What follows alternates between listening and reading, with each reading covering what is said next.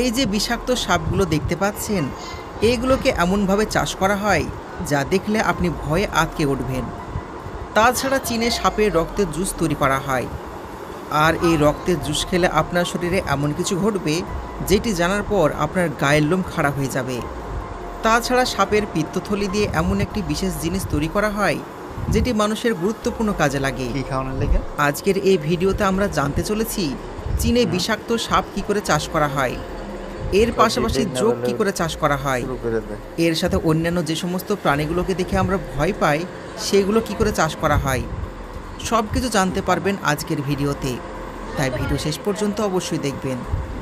প্রথমে রয়েছে জোঁক farming process. এটা দেখতে পাচ্ছেন, এটা হলো নর্মাল জোঁক, আর এগুলোকে চাষ করা হয়। হ্যাঁ, ঠিকই শুনেছেন, নর্মাল গরু, ছাগল এবং পোলট্রি মুরগির মতন এগুলোকেও ফার্মে চাষ করা হয়। আমি গ্যারেন্টি দিয়ে বলতে পারি, হয়তো এর আগে আপনি কখনো স্বপ্নেও ভাবেননি যে জোঁক চাষ করা হতে পারে। এই জোঁকগুলোকে এমনভাবে চাষ করা হয় যা দেখলে আপনার গায়ের লোম খাড়া হয়ে যাবে। চায়নাতে এই অদ্ভুত প্রাণীটিকে চাষ করা হয়, তবে এটি কোনো সহজ কাজ নয়। এখানকার ওয়ার্কাররা জীবনের ঝুঁকি নিয়ে কাজ করে থাকে। যেমনটা আপনারা জানেন, জোঁক মানুষের রক্ত চুষে খায়। এমনকি এই প্রাণীটি মানুষের প্রাইভেট পার্টের মাধ্যমে শরীরের ভেতরে ঢুকতে পারে। মানুষের শরীরের মধ্যে ঢুকে এরা মুহূর্তের মধ্যে মৃত্যু ঘটাতে পারে। কিন্তু চীন দেশে এই প্রাণীটিকে ফার্মের মধ্যে পালন করা হয়, আর প্রতি বছর এগুলো পালন করে লাখ লাখ ডলারে বিক্রি করা হচ্ছে।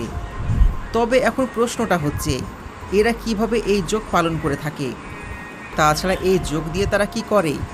এই সকল মানুষেরা জোঁককে কি খেতে দিচ্ছে? জোঁক দেখলে আমরা ভয়ে আটকে উঠি, কিন্তু আমাদের মধ্যে বেশিরভাগ মানুষ জানে না যে এই জোঁকের বিশেষ কিছু উপকারী দিক রয়েছে। এটি মানুষের জন্য অনেক উপকারী একটি প্রাণী। আমাদের পৃথিবীতে প্রায় 700 প্রজাতির জোঁক রয়েছে, যার মধ্যে 100 প্রজাতির জোঁক সমুদ্রে বসবাস করে থাকে। এর মধ্যে 90 প্রজাতির জোঁক পাওয়া যায় পুকুরে। এছাড়া অনেক প্রজাতির জোঁক কাদামাটি সহ বিভিন্ন পরিবেশে বাস করে থাকে। এই এক একটি জোঁক প্রায় 2 বছর পর্যন্ত বেঁচে থাকতে পারে। এদের শরীরে কোনো একটি অংশ কেটে ফেললে সেটি পুনরায় তৈরি হতে পারে। যদিও জোঁক দেখলে অনেকেই ভয় পায়, কিন্তু চায়নার বিভিন্ন ফার্মে এটি চাষ করা হয়, কারণ এই জোঁকে রয়েছে অনেক উপকারী গুণ। এটা যেরকম বিভিন্ন ধরনের ওষুধ প্রস্তুত করার জন্য ব্যবহার করা হয়, ঠিক তেমনই সরাসরি বিভিন্ন রোগ নিরাময়ের কাজে ব্যবহার করা হয়। এই জোঁকের প্রধান খাবার হচ্ছে বিভিন্ন প্রাণীর রক্ত। এছাড়া জোঁক শামুক এবং কেঁচো খেয়ে থাকে। ফার্মে এদের পালন করার জন্য এই খাবারগুলো দেওয়া হয়। এরপর ধীরে ধীরে তারা ডিম পাড়ে, আর এগুলোকে কাদামাটির মধ্যে রাখা হয়। পরে একটি নির্দিষ্ট সময়ে বাচ্চা বেরিয়ে আসে। এগুলোকে ফার্মের বিশেষ পানির মধ্যে রাখা হয়, আর এগুলোকে নিয়মিত খাবার দেওয়া হয়। এদেরকে বেশিরভাগ সময় রক্ত খেতে দেওয়া হয়। এরা যখন প্রাপ্তবয়স্ক হয়ে যায় তখন এদেরকে রৌদ্রে শুকানো হয়। রৌদ্রে শুকানোর পর এদেরকে মেডিসিন বিভাগে পাঠিয়ে দেওয়া হয়। এছাড়া এটির সাহায্যে প্রাচীনকালে বিভিন্ন ঐতিহাসিক ওষুধ তৈরি করা হতো। তাছাড়া প্লাস্টিক সার্জারিতে এই জোঁকের ব্যবহার করা হয়। এই জোঁকের সাহায্যে মানুষের চেহারা চিকিৎসা, স্তনের চিকিৎসা, বিভিন্ন ধরনের চিকিৎসা করা হয়। তাছাড়া এই জোঁক মানুষের শরীরে থাকা বিভিন্ন ব্যাকটেরিয়া ধ্বংস করতে পারে। এই জোঁক ব্লাড সেল সহ মানুষের বিভিন্ন রোগের চিকিৎসা করতে পারে। এই কারণে চীন, কোরিয়াতে প্রতি বছর এই জোঁক বিপুল পরিমাণে চাষ করা হয়। তারপরে এগুলোকে ইউরোপ এবং আমেরিকা মহাদেশে এক্সপোর্ট করা হয়। বর্তমানে এটা এশিয়া মহাদেশে বিপুল পরিমাণে ছড়িয়ে পড়েছে। ইন্দোনেশিয়ায় এমন কিছু গ্রাম রয়েছে যে গ্রামে প্রতিটি বাড়িতে সাপ চাষ করা হয়ে থাকে। এগুলো সে বিষাক্ত সাপ যেগুলোকে দেখে প্রতিটি মানুষ ভয়ে দৌড়ে পালিয়ে যায়, অথচ তারা এই সমস্ত সাপগুলোকে লালন পালন করে, আর তারা এগুলো পালন করে প্রতি বছর কোটি কোটি টাকা আয় করছে। এই সাপের চামড়া দিয়ে তৈরি করা হয় বিভিন্ন ধরনের দামি দামি ব্যাগ, জুতো। এর পাশাপাশি তৈরি করা হয় বিভিন্ন ধরনের ওয়ালেট এবং বিভিন্ন দামি দামি জামা কাপড়। এগুলো অনেক উচ্চ দামে দেশ বিদেশে বিক্রি করা হয়।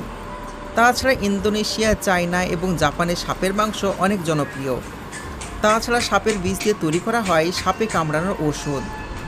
এছাড়া থাইল্যান্ডে সাপের রক্তের স্পেশাল জুস খাওয়া হয়, আর এটি খাওয়ার পর বৃদ্ধরা যুবকের মতন শক্তিশালী হতে পারে।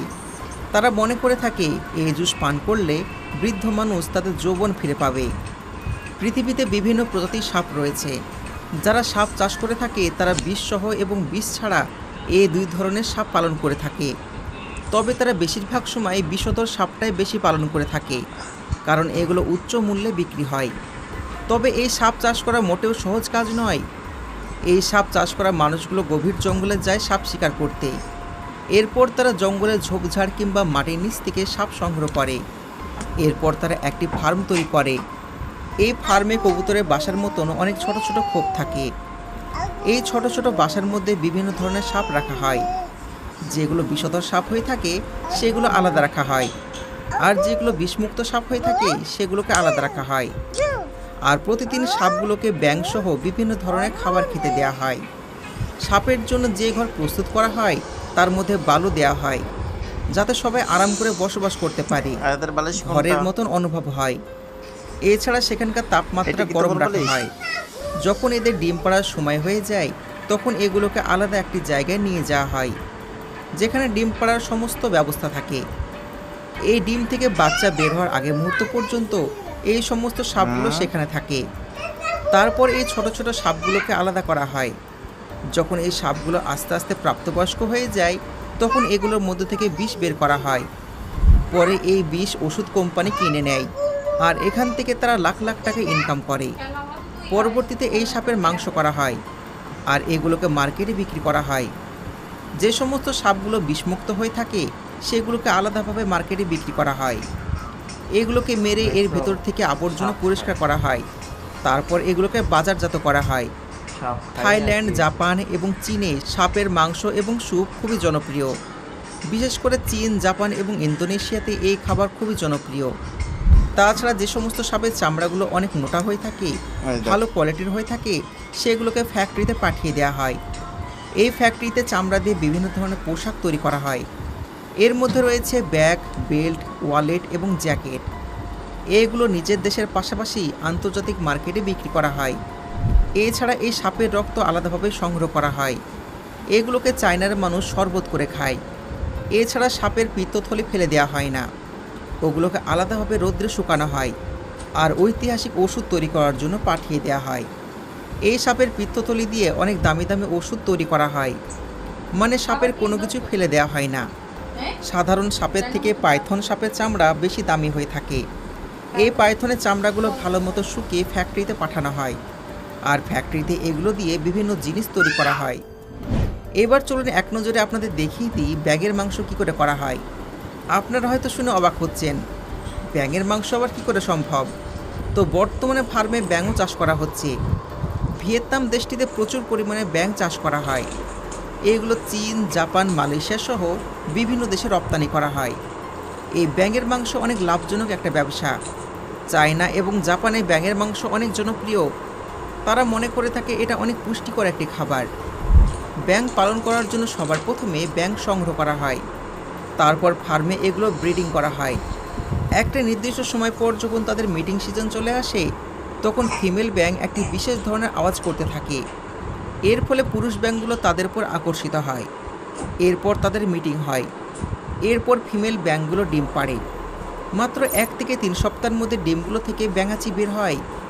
এগুলোকে আলাদা একটি পানির ট্যাঙ্কারে রাখা হয়, আর সেখানে তারা আস্তে আস্তে বড় হতে থাকে। আস্তে আস্তে তারা প্রাপ্তবয়স্ক ব্যাঙ হয়ে যায়। যারা যারা ব্যাঙ চাষ করে থাকে তারা ব্যাঙগুলোকে ছোট, মাঝারি এবং বড় আকারে ভাগ করে নেয়। তারপর এগুলোকে আকার অনুযায়ী তাদের বিভিন্ন খাবার দেওয়া হয়। তাদেরকে খাবার হিসাবে দেওয়া হয় বিভিন্ন মাছ, ভিটামিন এবং মিনারেলযুক্ত খাবার। এই সমস্ত ব্যাঙগুলো যে ট্যাঙ্কারে থাকে সেগুলোকে নির্দিষ্ট সময় পর পরিষ্কার করা হয়, যেন ট্যাঙ্কের মধ্যে ব্যাকটেরিয়া না জমে। যখন ব্যাঙগুলো প্রাপ্তবয়স্ক হয়ে যায় তখন এদেরকে এইভাবে বস্তায় ভরে ফ্যাক্টরিতে পাঠিয়ে দেওয়া হয়। ফ্যাক্টরিতে প্রয়োজন অনুসারে এগুলোকে কাটিং এবং প্রসেসিং করে বাজারজাত করা হয়। তো বন্ধুরা, দেখতে পেলেন চীনের মানুষ কি খায় না। চীনের মানুষ চেয়ার টেবিল বাদ দিয়ে 4 পাওয়ালা সব কিছু খেয়ে থাকে। এই বিষয়ে আপনার মতামত কি? আপনি কি কখনো চীনে যেতে চাইবেন? অবশ্যই কমেন্টের মাধ্যমে জানাবেন। আশা করি আজকের ভিডিও আপনাদের অনেক ভালো লেগেছে। ভিডিও